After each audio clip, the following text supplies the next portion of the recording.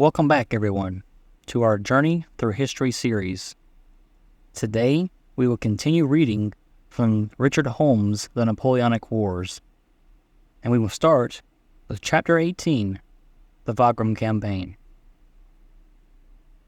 Napoleon returned from Spain in early 1809 to find that Austria, hardened by news of French setbacks in the peninsula, had decided to renew the war. The Archduke Charles had almost completed a thorough reform of the army, now increased in size and organized on the corps system. Although himself a very competent commander, he was saddled with numerous second-rate subordinates. But there was little comparison between Austrian resolve in 1805 and its much improved state in 1809. Napoleon's immediate problem was manpower, and he solved it by prematurely calling up the conscripts of the class of 1810, emptying depots and military academies, and by heavy reliance on German allies. At the end of March, the Grande Armée d'Allemagne was over 170,000 strong. Napoleon was confident that his opponents would waste too much manpower in North Italy, leaving him free to strike down the Danube towards Vienna, and he ordered Berthier to plan a concentration on Ratisbon, with Donauworth further west, as an emergency alternative. In fact, the Austrians detached relatively few troops to Italy and Galicia, keeping almost 200,000 troops on the Danube.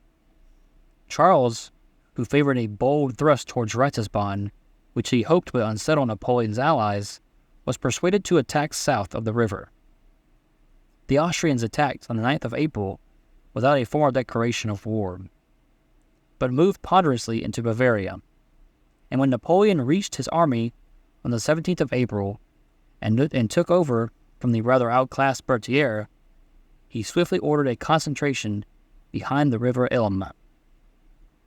Although he had not fully grasped the Austrian strength or intentions, over the next week, Napoleon swung the campaign his way, winning a victory at Appensberg-Eckmühl on the 20th to 22nd of April, that left the road to Vienna open before him. The chastened Charles withdrew into Bohemia, and Napoleon decided to press straight on for Vienna, hoping that the threat might produce a negotiated peace, or at least draw the Austrians back from Italy, where his viceroy and stepson Eugène de Beauharnais was under pressure from the Archduke John. Hitler's rearguard gave around stubbornly, but the French entered Vienna on the 13th of May. Charles swung his army north of Vienna, picked up Hitler's corps, and on the 21st of May, with about 110,000 men, launched a surprise attack on the overextended French, who had just 23,000 men initially, rising to 73,000 on the second day, around the villages of Aspern-essling on the north bank of the Danube, east of Vienna. The island of Lobau lay behind the crucial sector, with a single bridge linking it to the French main forces on the south bank. The Austrians had the better of the first day's fighting, but on the 22nd of May, the reinforced French recaptured Aspern before Lannes' corps put in a formidable attack between it and Essling. This was narrowly checked by Charles at the head of his reserve, and as Austrian pressure on the bridgehead grew, Napoleon realized that he would have to fall back across the river. Although losses were equal, at around 22,000 for each, French prestige had suffered a palpable blow. It was not until the 5th of July that Napoleon attempted to avenge himself, and he did so by concentrating opposite Lobau Island and feigning along the river to distract the Austrian attention. By that evening, the French were north of that river, forming a wedge between the Danube and the Rosbach, though they had not broken the Austrian line. At Wagram, on the 6th of July, initial Austrian attacks gained ground, but were rolled back. The only thing that could now compromise Napoleon would be the arrival on his left flank of the Archduke John back from Italy, but he did not appear. MacDonald's corps was terribly mauled attacking the Austrian center left, but Charles decided that day was lost and ordered a withdrawal. The Battle of Wagram had cost the Austrians over 37,000 casualties, to at least 32,500 French. It was not a triumph like Austerlitz or Jena, but it was enough to force the Austrians to make peace. The Treaty of Pressburg, signed that December, deprived Austria of some territory, forced her to pay an indemnity, and restricted her army to 150,000 men.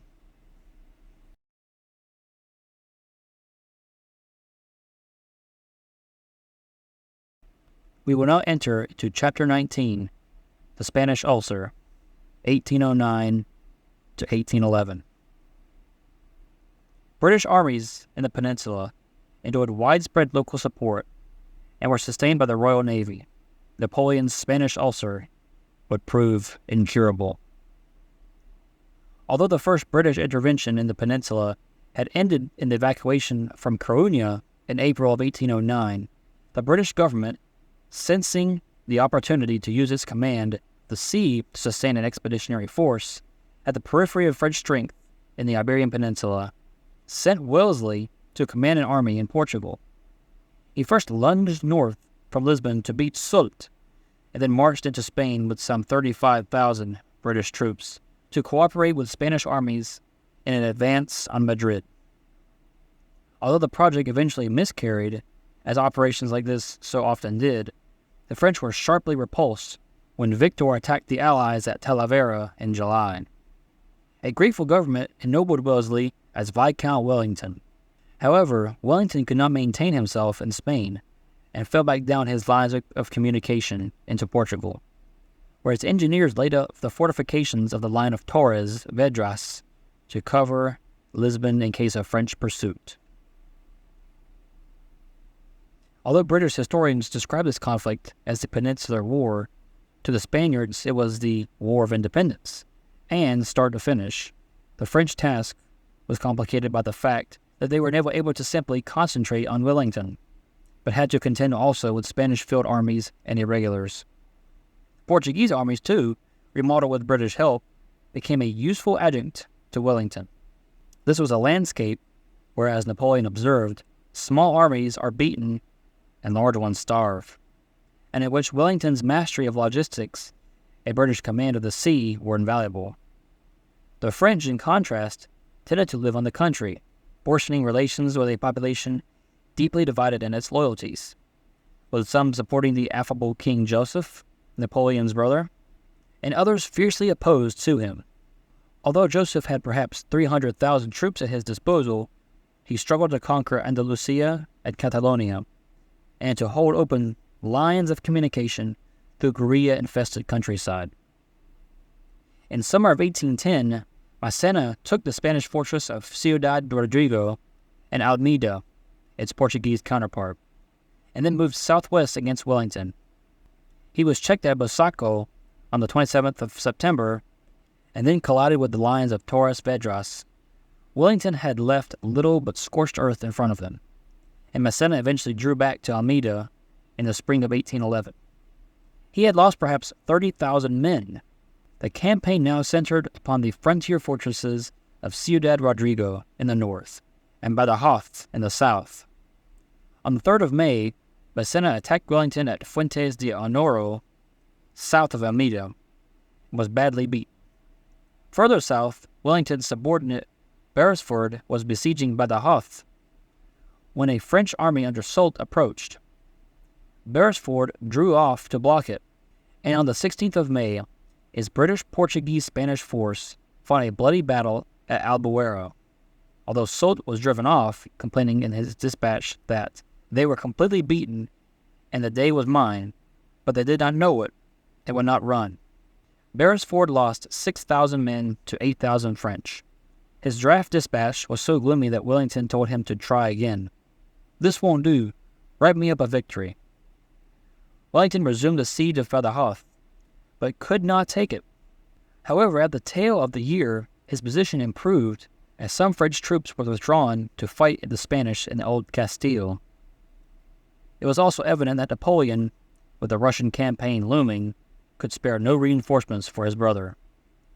Wellington planned to open 1812 by taking Ciudad Rodrigo and Badajoz, which would then enable him to strike deep into Spain.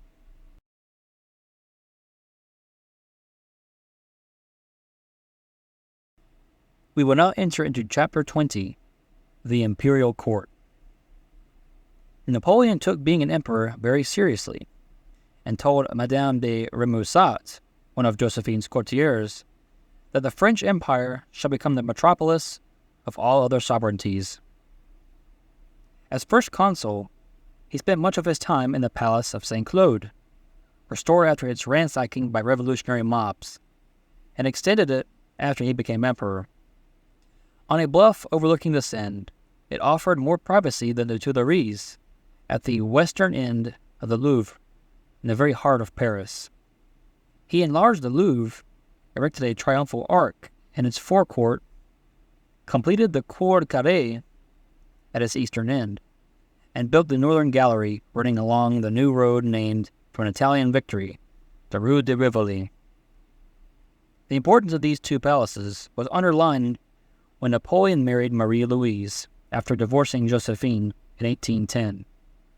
The civil ceremony was held at St. Cloud, and the religious ceremony in the Louvre. Of the royal palaces on the outskirts of Paris, Napoleon preferred Fontainebleau to Versailles, because the latter bore the unmistakably heavy stamp of Louis XIV.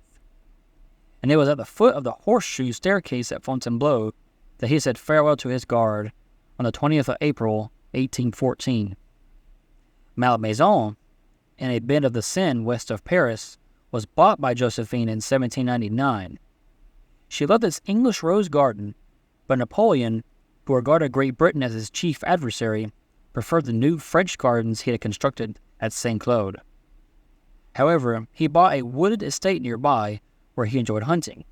Berthier, among his other duties, was master of the hunt, but an attempt at a Corsican favorite, a rabbit hunt, misfired when the creatures, mistakenly bought tame, mobbed Napoleon in mistake for their keeper.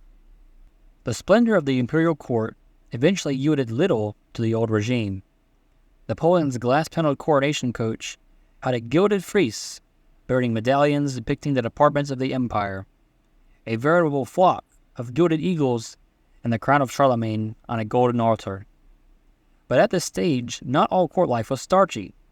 On working days, Napoleon would be awakened at 7 a.m., and his valet, Constant, would pour his bath.